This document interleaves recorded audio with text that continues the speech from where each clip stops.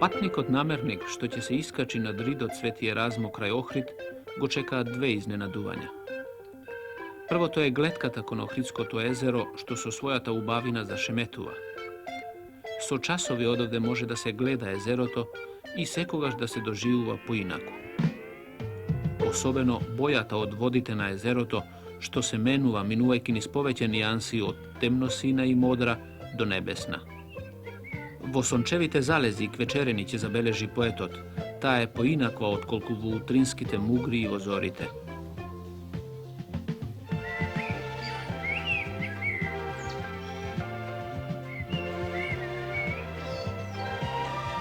Tvrdinata i ostatocite od kiklopskite zidovi, se vtoroto iznenaduvanje što go očekuvat patnikot. Sekoj posjetitelj će ostane fasciniran od goleminata na tije zidovi, izgradeni od gramadni kameni blokovi, tolku vešto izdelkani i među sebe svrzani. Spored ostatocite, može da se sudi deka toa bila silna tvrdina s okružen zid, kuli i porta od južnata strana. A poteklo to en najverojatno od elenistički od period, kako jedno od ilirskite odporišta. Kaj mnogo arheolozi se nametnula mislata za postojanje na dva Lihnidosi, staro to ime za Ohrid. Zidištata na Sveti Erazmo ima takva dominantna položba, što su pravo može da se pretpostavi deka je toa elenistički od Lihnidos.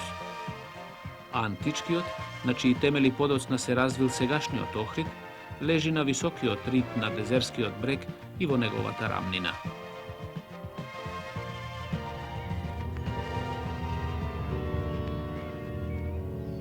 Na ravni od prostor pod ridot što strmno se izdiga kraj jezeroto, u 1974. godina, pri izgradbata na zapadnata magistrala Kičevo-Ohrid, otkrijena je monumentalna ranohristijanska trikorabna bazilika.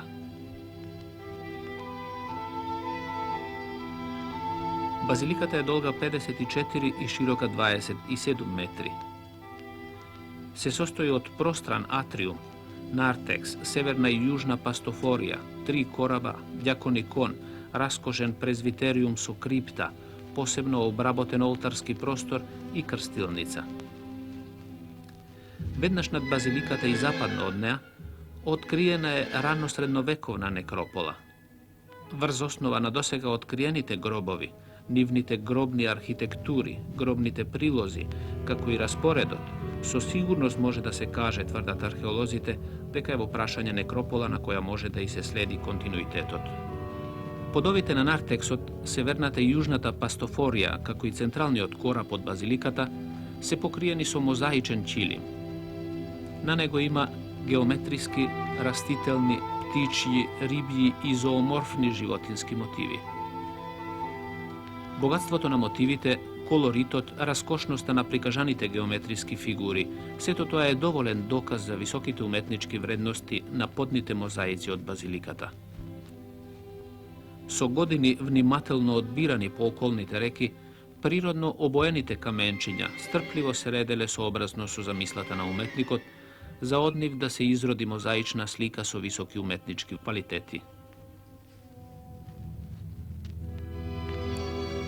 Središnji od kora pod bazilikata pokrijen je so raskošen mozaičen čilim, po koji centralni od fris je podelen na 4 reda po 12 medaljoni, po koji se prikažani predstavi na ribi, ptici, životni, kantarosovinova loza i taka natamo. Karakteristična pojava vo predstavata na medaljonite je ispolnuvanje to na si od sloboden prostor so rastitelni i geometrijski motivi.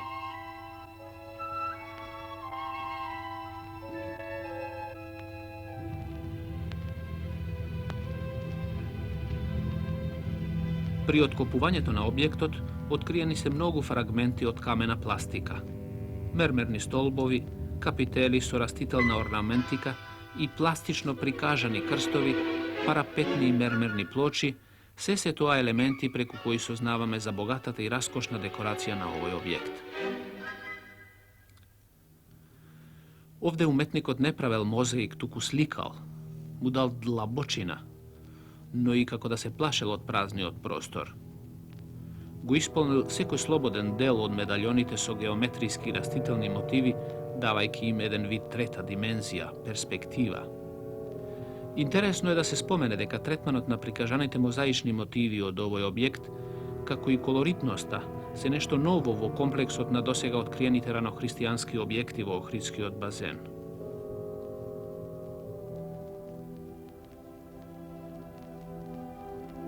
Времето незапирно тече. Ова место доживувало расцути, немири, потреси. Епохите како слоеви налегнувале. И секоја од нив оставала по некоја трага. Над нивото, како и на самите подови од базиликата Свети Еразмо, откопана е некропола со гробови од подолг временски период. Во сите нив нема гробни прилози, но интересни се оние во кои ги има. Нив и ви ги прикажуваме. Торквеси, лачни фибули, прстени, гердани од стаклена паста, како и земјени садови. Кога го гледа, човек се восхитува од накитот, од мајсторството на изработката на украсните предмети, што зборуваат за висок животен стандард не само на племенската аристократија, туку и на сталежот на трговците и занаетчиите. Наодите од оваа некропола представуваат драгоцен материјал за изучување на раното средновековие на овој регион, период се уште недоволно испитан.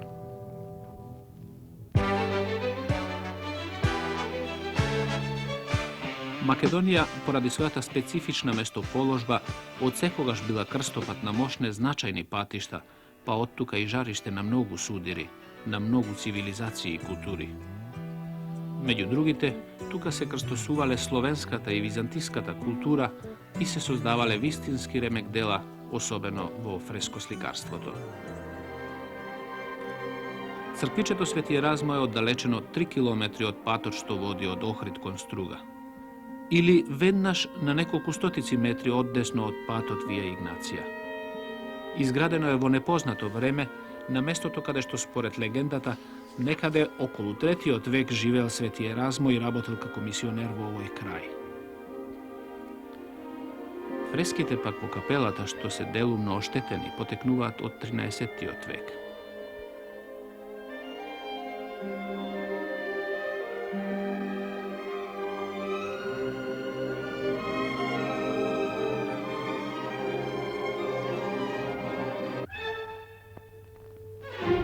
Во времето кога нашиот телевизиски карван патуваше по најстарата и најзначајна римска сообраќајница на Балканот Вија Игнација, обидувајќи се да изврши нејзино вистинско рекогносцирање на локалитетот Дебој во непосредна близина на црквата Свети Климент во Охрид, откриено е ново археолошко наоѓалиште.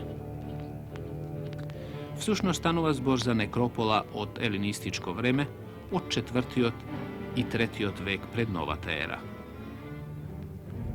Многуте откопани гробови, кои не се од ист временски период, со големиот број дарови, даваат можност да се проучи овој долг временски период.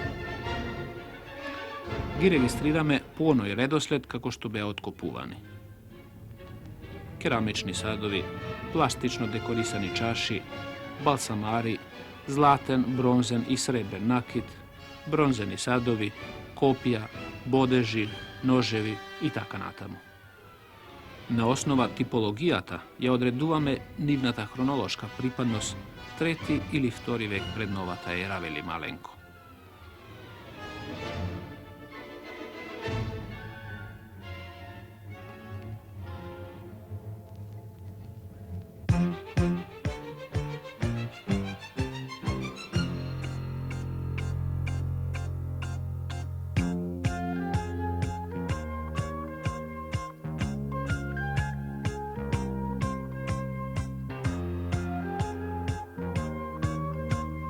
Скалесто, како што се оди по некрополата, некаде во средниот ред, беше откриена ранохристијанска базилика со поден мозаик во 2 слоја.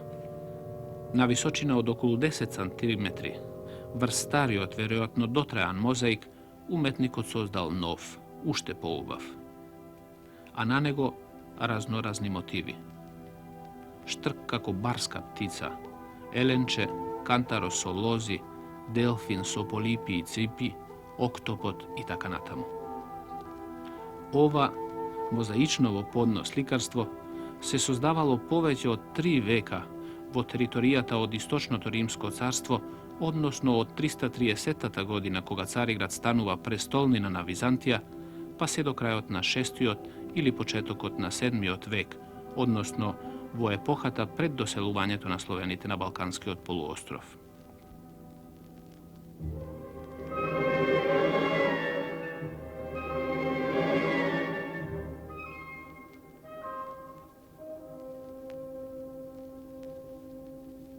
Обемните ископувања што траеа цело лето, открија гробови од различен временски период. Се претпоставува дека најстарите потекнуваат од 4-тиот и 3-тиот век пред новата ера. Всушност, нивното потекло е елинистичко. Ќе споменеме само некои од гробните прилози најдени при ископувањата. Најмногу има балсамери, потоа кантароси, ојнохои, чаши, амфорасти стомни и садови, бронзени предмети и така натаму. Во еден гроб очигледно погребен е воин. Доказ за тоа се копјето, мечот, ножот и бодешот најдени тука како гробни прилози. Кај мал број гробови се најдени многу луксузни и скапоцени накитни предмети, како златни ушници, прстени и друго. Голем број од наодите се автохомни, домашни, но исто така има и импортиран од некаде донесен материјал. А патиштата за носење на овој импортиран материјал биле непосредни. Можноста за добри врски со надворешниот свет е секако еден од главните услови за напредокот на еден град. Вија Игнација, тој најстар и најзначаен римски пат на Балканот, го сврсувал Лихнид со западниот дел на Римското царство. Во северните области на Лихнидската област, сегашното Охридско подрачје, констатирани се траги од елинистички утврдувања. Тоа не биле само племенски тврдини, тоа биле градчиња и трговски центри. Многобројните елинистички наоди говорат дека областа во Охрид во тоа време била густо населена.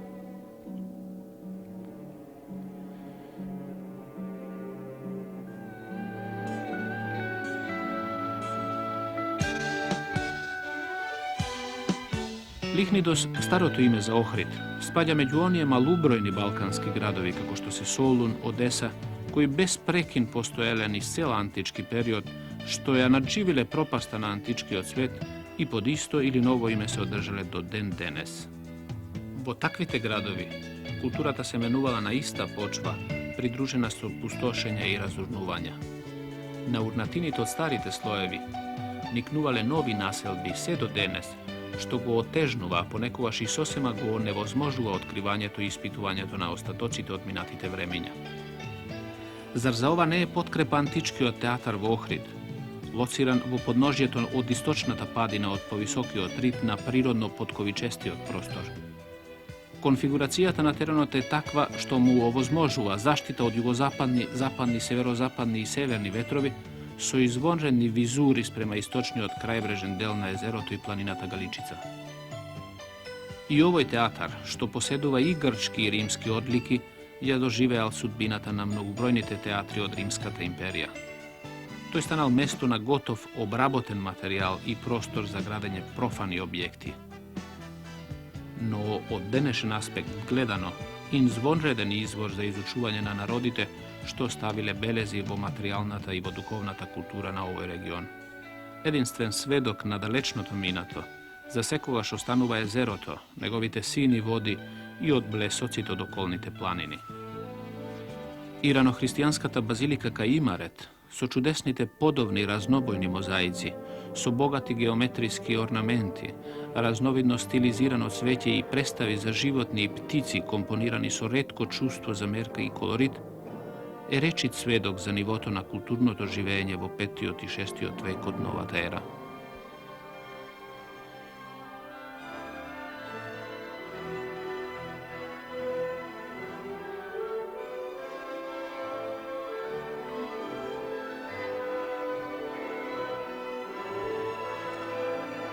Но урнатините на монументалните базилики што се обидовме да ви ги прикажеме во денешнава емисија, сведочат и за последниот блесок и пропаста на градот Лихнидос, градот Охрид.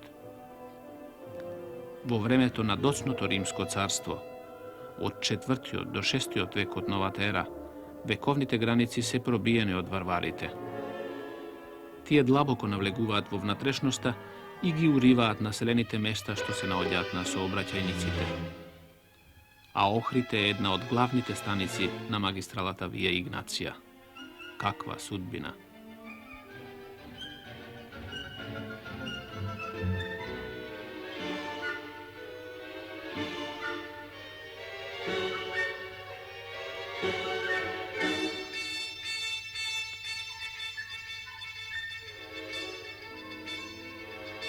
И како тоа што обично бидува, при градењето на стамбена зграда во равничарскиот дел на Охрид, пронајдени се на едно место 2 статуетки и фрагменти од останати статуи.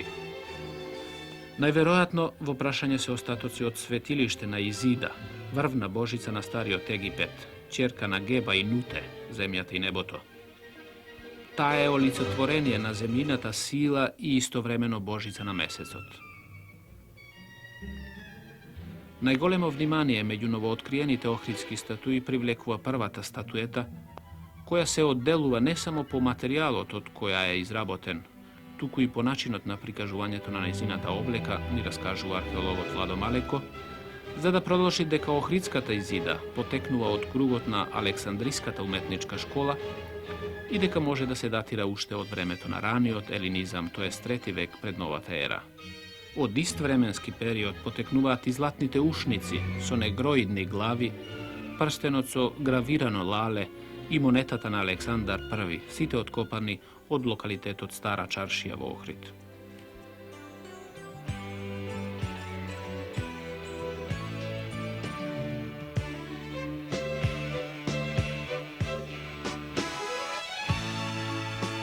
Станицата Лихни на Вија Игнација била оддалечена неколку километри од градот и се наоѓала во селото Лакочереј.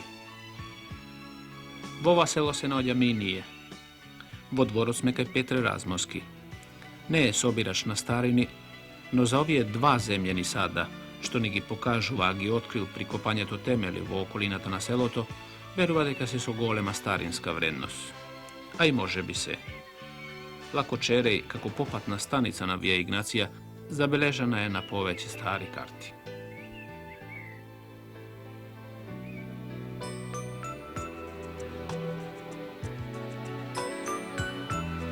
Го поканивме Петре Размоски да не придружува на патот што води преку Вапила, Расино, Опејнца и Прентов мост до селото Завој, сместено во пазувите на планината Петрино.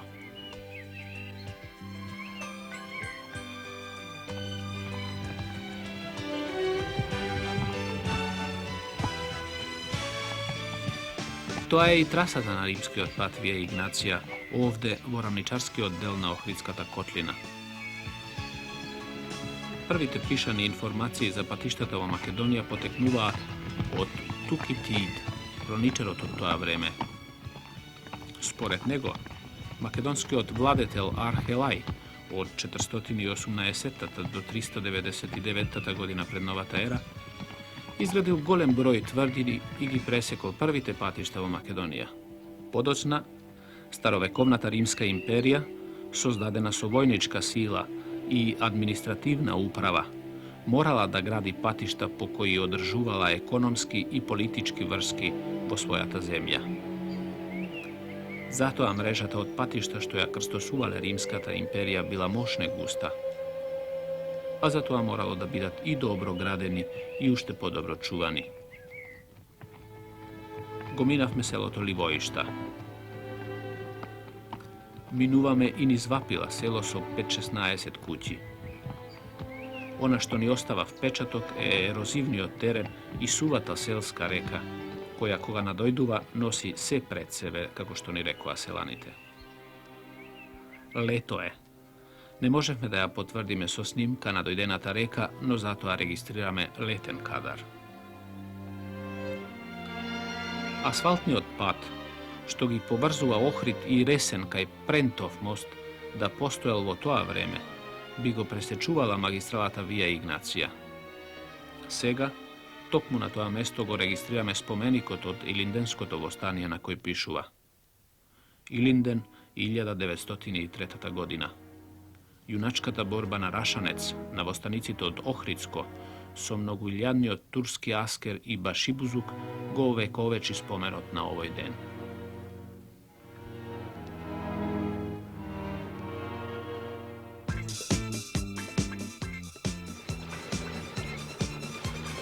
Група шумари е изненадена од нашето присуство. Се распрашуваат за целта на нашата посета и, откако им објаснивме кои сме и каде патуваме, се понудуваат за помош. Тане Видановски ни го покажува патот што води кон селата Рашанец и Куратица, најпознатиот од Илинденското востание. Таму горе, вели тој, во кањонот Грмешница се наоѓа Маркова пештера. Во неа селаните од Рашанец за време на Илинденското востание, гонети од турскиот аскер и Башибузук, правеле збегови.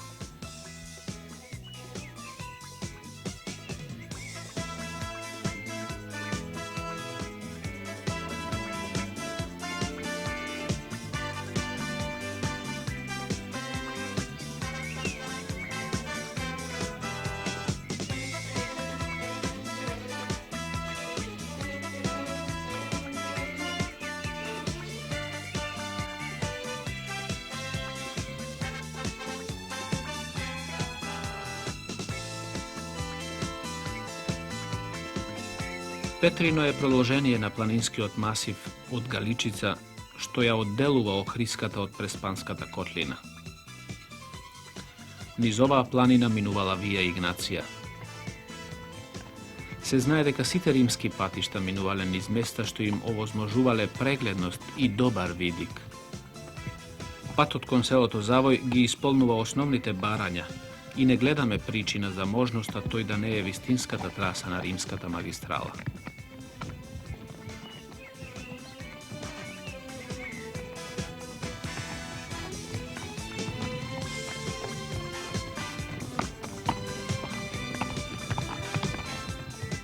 Селото Завој со околу 200 жители живее свој живот. Иако е во непосредна близина со Охрид, како да се бори да ги зачува карактеристиките на старото македонско село. Чудно, но овде многу бавно навлегуваат придобивките на современата цивилизација. А и може би подобро. Впрочем, уверете се.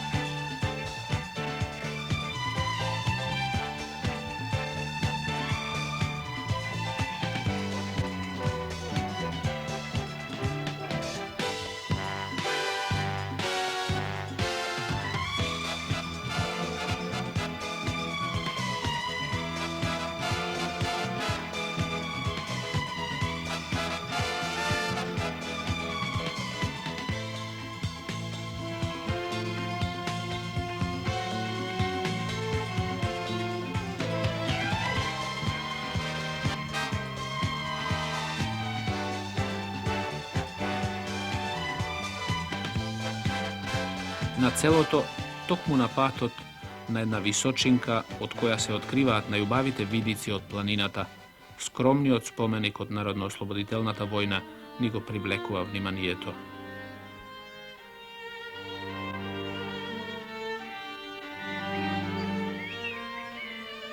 Борците Стојановиќ, Митрески, Белјановски, Ангелоски и Костески на 4. април 1944 година во борбата со бугарските фашисти ги дадоа животите за поубавото утре. Се поклонуваме пред споменикот и го продолжуваме патот кон селото Петрино на истоимената планина. Таму, горе е тоа,